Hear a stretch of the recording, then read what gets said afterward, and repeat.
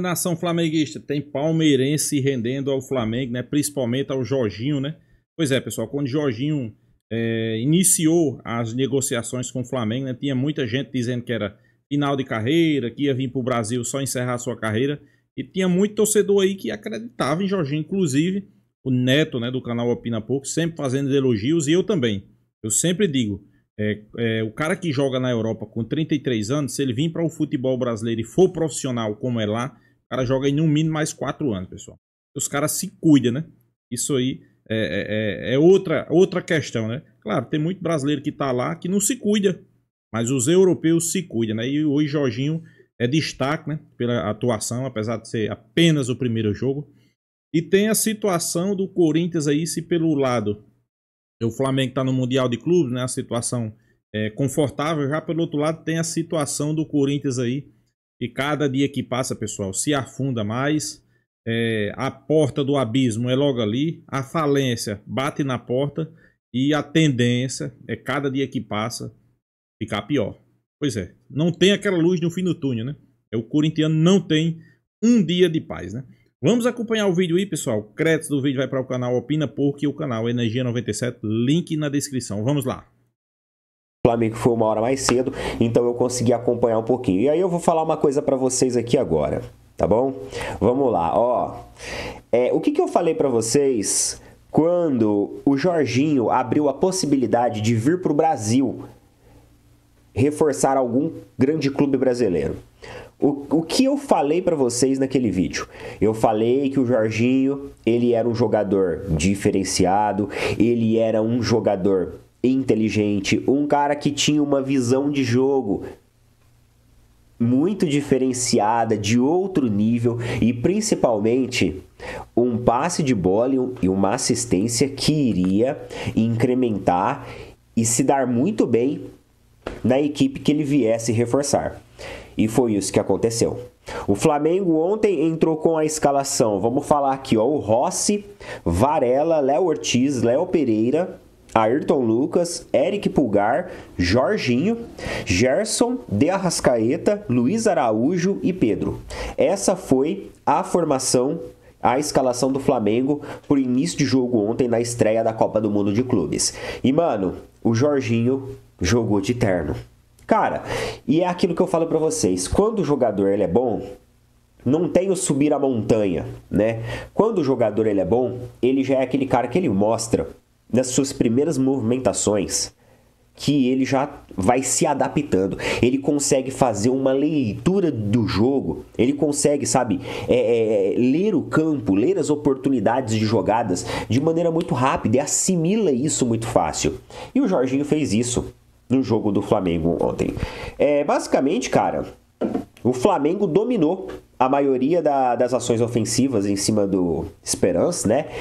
O técnico do Esperance que cantarolou sobre uma equipe ser forte, de que eles estão acostumados a enfrentar Bayern de Munique, PSG.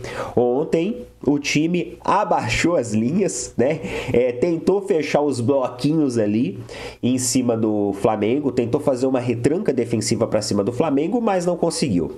Qualquer ajuste de marcação que o Esperance tentava fazer, os jogadores do Flamengo conseguiam criar boas oportunidades com um passe mais envolvente, fazendo com que a marcação ficasse solta e se perdesse no meio ali desses passes que foram muito bem trabalhados pelo Flamengo ontem. O Flamengo jogou de forma cadenciada, obviamente que subiu as suas linhas, colocou ritmo, colocou intensidade, mas também soube equilibrar a partida e deixar um pouco mais frio quando era necessário. E aí a gente tem algumas participações que foram vitais para a vitória de ontem, como por exemplo o De Arrascaeta, que mais uma vez garantiu seu golzinho e mostrou que essa temporada é a temporada que ele vai ser o artilheiro da equipe. Arrascaeta deixou dele depois de um bom trabalho ali dos jogadores do Flamengo, né? Um bom trabalho de passes dos jogadores do Flamengo, acabou caindo ali nas graças do Arrascaeta fazendo o gol. E também no segundo tempo, o Jorginho dá um passe magnífico, rápido, pensou muito rápido, fez a leitura de jogo, conseguiu encontrar o Luiz Araújo, que fez o segundo gol para o Flamengo, em um momento ali que o Flamengo estava um pouco mais morno no jogo, né? Não vou dizer que estava fora do controle do jogo, porque acredito que em nenhum momento da partida, ao longo aí dos mais de 90 minutos, né? Um pouco mais de 90 minutos, o Flamengo chegou a, sei lá, sofrer algum revés ou sofrer alguma pressão. Teve um ou outro lance ali do Esperance que quis de repente fazer uma fumaça, mas nada muito assim. De resto, um sistema de marcação do Flamengo muito bem ajustado, o sistema ofensivo realmente trabalhava muito bem os seus espaços. O Flamengo no setor intermediário, mais uma vez, fazia aquele amplo domínio, né? Você tinha tanto o Jorginho quanto o Eric Pulgar fazendo muito bem o espaço intermediário, fazendo muito bem as retomadas e conseguindo fazer com que o Flamengo ganhasse fôlego e força lá na frente. Lembrando que, além do jogo do Flamengo, teve também o jogo lá do Los Angeles contra o Chelsea, vitória de 2-0 em cima do Los Angeles, né, pelo Chelsea, mas o Los Angeles, eu não assisti o jogo, mas as pessoas que assistiram falou que uma equipe que se mostrou muito competitiva e muito organizada. E agora, meus amigos, o jogo entre Chelsea e Flamengo promete mesmo, porque teve jogadores que acabaram sendo poupados do Flamengo, né? E lá do lado do Chelsea também teve jogadores que foram poupados, provavelmente para o jogo contra o Flamengo. Então vai ser uma partida muito interessante de acompanhar. Eu acho que Flamengo ontem demonstrou muita qualidade técnica, né? Colocou realmente em campo um ótimo futebol apresentado. E, meus amigos, vai ser um jogo muito legal de assistir, esse do Flamengo e Chelsea, um jogo muito divertido mesmo. Inclusive, eu vou até ver aqui que hora que é para já me programar para não perder esse jogo, porque esse jogo vai ser muito bom, vai ser no feriado que vai estar emendado, graças a Deus.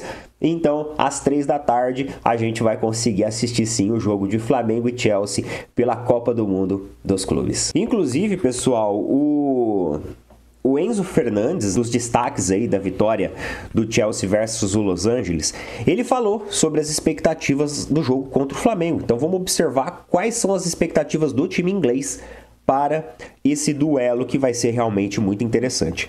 A verdade é que Flamengo eu conheço, porque fomos rivais quando eu estava no River Plate. É um clube muito grande a nível mundial, tem muita torcida, muitos bons jogadores. Vai ser lindo o espetáculo. Eles são muitos, tem muita torcida. Será uma grande partida. Então colocou aqui o Enzo Fernandes, né, sobre a partida contra o Flamengo, que vai ser aí na próxima sexta-feira. Além disso, o Fluminense estreia daqui a pouquinho contra o Borussia Dortmund. Também. Vamos fechar as portas aí, né? Fecha aí, tá na hora. Muito conflito, cara. Expulsar esses caras. Fecha isso aí. Down, hein? Clima down. Nossa, fecha isso aí. Olha, e o Alberto. Sábado teve aquela manifestação dos associados do Corinthians lá no Parque São Jorge, né, mano? Lele. O presidente. Pela reforma do estatuto. Isso, o presidente Osmar Stabile fez aí um apoio, né, em carta enviada ao Romeu Tuma Júnior, falando que apoia sim mudança no estatuto, no regimento interno do Corinthians, né? Entre elas até aquela que quer que o torcedor vote, né, Lelê? Sim. Esse presidente aí já está estabilizado ou não? Acho que sim, não. Né, mano? Não, ele é um vice-presidente. Boa, sim. Não, mas apesar do trocadilho do RG, mas ele, por mais que seja um presidente momentâneo, mas ele não é um presidente definitivo até o término do mandato do Augusto, porque ainda tem dia 9 de agosto. Inclusive, daqui a pouco você vai trazer aí as informações referente às datas que a CBF divulgou da Copa do Brasil, confronto do Corinthians e Palmeiras. A votação vai acontecer 2 dias depois do segundo jogo do Corinthians e Palmeiras na Copa do Brasil. Dia 9 de agosto, né, mano? Dia 9 de agosto. E o segundo não chega nunca, né? Da Copa do Brasil é dia 7. Não chega nunca esse 9 de agosto, né? Jogaram para 2 meses aí, né, para frente. E ele fala o seguinte, deu entrevista falando o seguinte, que a reforma, que ele apoia a reforma do novo estatuto, será apoiado pela nova gestão. Sabemos que é necessário modernizar o clube, esclarecer algumas omissões e aproximar o clube do seu grande patrimônio, que é a torcida do Corinthians. Mota, esse discurso pra mim é blasé. É blasé e é hipócrita. Porque mudança de estatuto pra mim, o que significa? Primeiro, desmembrar a parte social do futebol. Esse é o grande ponto. Segundo, quem elege presidente não é porra de sócio de clube nenhum. É fiel torcedor, é o cara da arquibancada. Era isso que deveria acontecer no estatuto do clube, Lelê. Você desmembrar a parte social do futebol, e aí o cara que é sócio do clube, ele vota lá em quem vai pôr o cloro na piscina, quem vai pintar a quadra de handball, quem vai colocar a redinha na cesta de basquete. Aí o sócio do clube fica com essa parte. Quem elege presidente aí de clube de futebol, a parte que interessa mesmo dentro do Corinthians, tem que ser o torcedor. Tem que ser o fiel torcedor. É isso que deveria acontecer. Só que eu duvido, Mota, eu corto um braço se esses caras vão fazer isso. Porque é muito simples, Lelê, mandar uma cartinha aberta para querer fazer média com o torcedor e na hora da votação, que é anonimato que prevalece, porque ninguém coloca o nome lá e fala, eu votei pela mudança e eu quero desmembramento da parte social do futebol e quero que o fiel torcedor vote no presidente do clube, eu quero ver quem coloca o nome lá.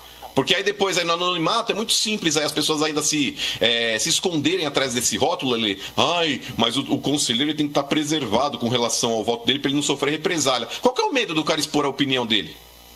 Eu falei até sobre isso aqui na semana passada e eu repito, mano, ouvindo o Mota falar aí que o Stabile falou isso e fez aquilo e emitiu carta. Cara, eu não confio na palavra de nenhum dirigente que vá até a mídia ou aos torcedores manifestando interesse de mudar o estatuto do clube, porque é muito fácil você fazer isso com palavras, né, bonitas aí pra mídia, pra torcida, pra campanha política, como o Augusto também fez, inclusive era uma das promessas do Augusto na campanha dele.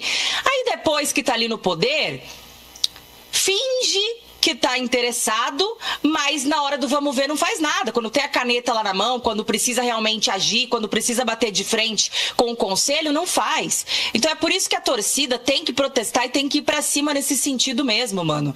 Porque não dá pra gente ficar acreditando na palavra desses caras eternamente. Há quanto tempo o fiel torcedor com direito a voto, por exemplo, é uma promessa desses caras? E nunca aconteceu. Então, Motinha, assim, com o perdão da palavra, né? Eu sei que você tem todas as boas intenções de trazer as manchetes, as notícias aqui, mas é difícil acreditar, né, nesses dirigentes. Pois é, quem poderia fazer alguma coisa pelo Corinthians, os caras que estão lá dentro, né? Não estão nem aí, pessoal. E a tendência, eu sei que tinha muita gente pensando que quando tiver quebrado, vem uma SAF e salva. Pessoal, não é assim, a SAF é complicada, né? Eu acho que a situação do Corinthians, cada dia que passa, se torna mais insustentável, né? E o torcedor só vai ter noção quando tiver na falência. Você pode ter certeza. Né? Gente do Corinthians aí. Tá bom. E de falar mais uma... já deu, né, o Corinthians também. Vamos fechar as portas aí, né? Tá na hora. É muito conflito, cara. Usar esses caras. Fecha isso aí. Down, hein? Clima down. Bom pra teu clube, Nossa, fecha isso aí. Olha, Yuri Alberto... Rosa lá, Cala a boca aí, ó. Yuri Alberto, que viajou de férias e levou um profissional de fisioterapia para ajudá-lo na recuperação, né? Pois é, pessoal, a mídia discutindo aí, né? A questão de Jorginho no Flamengo. Eu sempre acreditei na vinda de Jorginho para o Flamengo, que o Flamengo ia ganhar muito com o Jorginho, né? Eu não tinha nenhuma dúvida. Principalmente por quê? Porque é um brasileiro que fez sua carreira toda na Europa, jogou em vários clubes, Napoli, Chelsea, Arsenal, entre outros. Foi campeão na Itália. É um cara que é profissional, né? Diferentemente de muito brasileiro que vai para a Europa e não fica lá porque não é profissional. Mas a maioria é profissional. E Jorginho é um desses caras aí que chama atenção, né?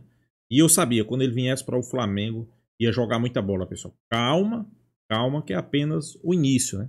É a primeira partida, mas você já viu que ele tem um passe diferenciado. Ele não corre muito, não é aquele cara de estar dando combate. Mas é aquele cara que ele conhece os atalhos, né? Podemos dizer assim, né? O torcedor gosta de dizer assim, né? Conhece os atalhos. Jorginho é esse cara aí, né? Eu acho que tem tudo aí para fazer uma bela temporada com o Flamengo, né? Principalmente num time do Flamengo que, infelizmente, De La Cruz não joga. De La Cruz é aquele jogador que você não pode contar com ele, né? Geralmente o Flamengo sempre é assim, né? Quando não é Arrascaeta... é De La Cruz, né? Mas agora podemos dizer que tem um substituto, né? Temos um substituto. E outra, pessoal, com a chegada de Jorginho tem muito jogador aí jogando bem, né? Alan entrou no jogo contra o Esperança, jogou bem, foi participativo, né? Distribuindo as bolas, marcando, né? Então, quem sabe aí com a chegada de Jorginho, os outros volantes do time se incitam na obrigação de jogar bem, né? A expectativa agora é o Chelsea, né? Eu não me assombrei com o jogo do Chelsea, a não ser que eles estejam escondendo o jogo, né? Para esse duelo contra o Flamengo, né? A não ser isso, mas assim não for, pessoal, dá para jogar de igual para igual. Acho que o Flamengo não precisa ter medo do Chelsea, né? É um time sim, não é um time simples, é um time normal, né? Vamos dizer assim, né? É um time que o Flamengo pode jogar. Claro, quando se fala em futebol europeu, todo mundo coloca, né, lá no topo, é o time a ser batido, mas é isso que a gente tem visto, né? Os europeus, claro, tem europeu ali que tá no outro patamar, né? PSG, Bayern de Munique, mas, pessoal, os caras também são humanos, né? Estão no final de temporada, né? Vale ressaltar isso aqui. A gente sabe que final de temporada pesa e os brasileiros estão apenas na metade, né? Imagine se eles tivessem o mesmo número de jogos que se tem aqui no futebol brasileiro. Aí, pessoal, os brasileiros levavam muita vantagem, né? Muita vantagem, né? Por exemplo, se fosse um final de temporada e o PSG já tivesse feito ali seus 60 jogos, 50 jogos, e os times brasileiros ali com 30, 20, os times brasileiros iam dominar, né? Mas a gente espera que faça um grande jogo, né? O Flamengo, e consiga a vitória, né? Consiga passar em primeiro, né? Sobre o Corinthians, pessoal, tem muito torcedor corintiano que acha que quando o Corinthians tiver um pé na falência, que vai resolver SAF. Eu sempre digo, SAF não quer dizer que você vai ter sucesso. SAF é um problema, pessoal. SAF é um problema, principalmente num clube onde não aceita, né? Por que eu estou dizendo isso? Porque a torcida do Corinthians não aceita uma SAF.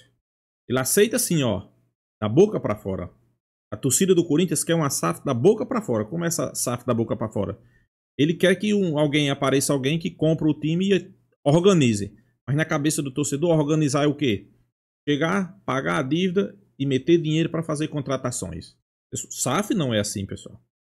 SAF você vai parcelar as dívidas, vai enxugar os gastos. Enxugar os gastos quer dizer o quê?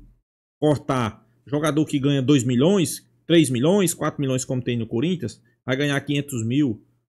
Então, você montar um time com 500 mil, vai ser um time médio. Um time que você vai correr para uma segunda divisão. O torcedor no Corinthians não aceita isso, pessoal. Acho que vocês têm que pensar isso na hora de falar numa SAF no Corinthians, né? Eu vejo muita gente aí sequer falar nisso, né? Mas eu vejo assim, né? Eu vejo que SAF no Corinthians... Talvez a SAF seja a solução. Mas qual é o cara, qual é a empresa que vai querer comprar um Corinthians?